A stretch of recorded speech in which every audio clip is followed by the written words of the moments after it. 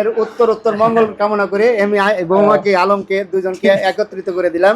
এই বন্ধন জানি সারা জীবন থাকে, আমরা মৃত্যু আগ পর্যন্ত জানি দেখতে পারি এই আশাবাদ। আমার নিজের যে প্রার্থনা আছে, আমি ওনার কথা কখনো বলতেও চাই না। আর ওনার সাথে যে আমার একটা চোখের দেখা হবে, মরার আগ পর্যন্ত যেন না হয়, ঠিক সেরকম ভাবে আমি ওনার প্রার্থনা নিয়ে কোনো কথা বলতে চাই না। ওনার প্রার্থন, ওনার বিষয় আমার কোনো মাথা ব্যথা নাই। ওনারা যথেষ্ট ভালো আমার কাছে, ওনারা সুন্দরী, রূপসী, ভালো, সব দিক থেকে ঠিক আছে। আমি যেমন, আমি আমার নিজেরটা বলতে পারবো, অন্য কারোরটা আমার বলার ইচ্ছা নাই। ওনারা ভালো থাকুক, কোনো কিছুতেই নাই।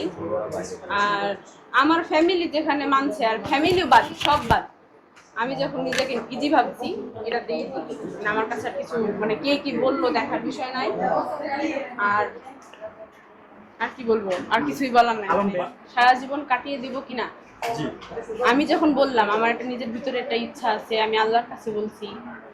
এখন আল্লাহর হাতে সবকিছু। এখন উনি, আল্লাহ যদি চায় যে না ওনার সাথে আমার বাকি জীবনটা কাটানো সম্ভব, অবশ্যই, যদি আমি না মরি। আর উনি ঠিক আগে যে পর্যায়ে ছিল, ওনাকে আমি ঠিক ওই পর্যায়ে নিয়ে, উনি একদম নিচে পড়ে গেছিল, আমি তাই এসে দেখলাম ওনার মন মানসিকতা বলেন, আর হচ্ছে টাকা পয়সার বিষয়ে, ওনার আগে যে ব্যাংক ব্যালেন্স ছিল তার বিষয়ে আর কিছুই ছিল না।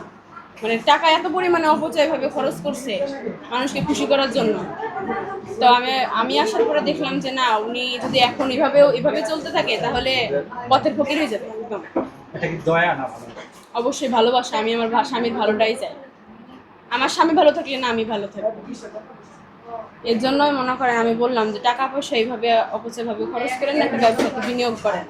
তো ওনার অন্য একটা মানে প্রোগ্রাম ছিল যে অন্য কিছু করবে, আপনারা যেটা বলছেন যে সেলুনে দেওয়ার কথা ছিল, কিন্তু সেলুন তো আর আমি থাকতে পারবো না। উনি অন্যান্য যদিও আল্লাহ যদি মানে তৌফিক দান করে ব্যবসার বিষয়ে, সেটাতে গেলে তো আর উনি সেলুনে আমি যেতে পারবো না, যে কোনো একজনকে তো সামলাইতে হবে। এই জন্য বললাম যে আপনি এটা শুরু করেন, যেন আমিও থাকতে পারি, আপনিও থাকতে। আমার মনে হইতেছে কি জানেন, আপনার আমি গরু জবাই করে খাওয়াইতে পারতাম। হ্যাঁ ভাই, খুব খুশি হইলাম ভাই, জীবনের একটা সেরা প্রশ্ন ভাই, সেরা কথা বলছেন।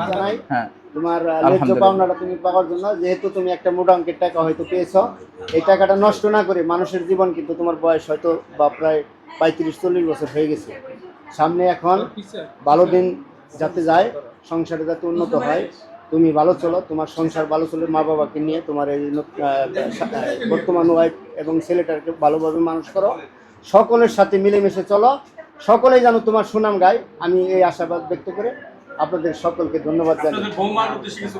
বৌমাকে বলবো, হ্যাঁ তুমি শেষ, আশা করি তোমার মাধ্যমে আলমের সংসার যাতে পরিপূর্ণ হয় এবং ওর মা বাবা ওর সংসার নিয়ে তুমি একটা সুনাম তৈরি করবা, এই আশাবাদ ব্যক্ত করে সকলকে ধন্যবাদ জানিয়ে এই দোকানের, হ্যাঁ দোকানের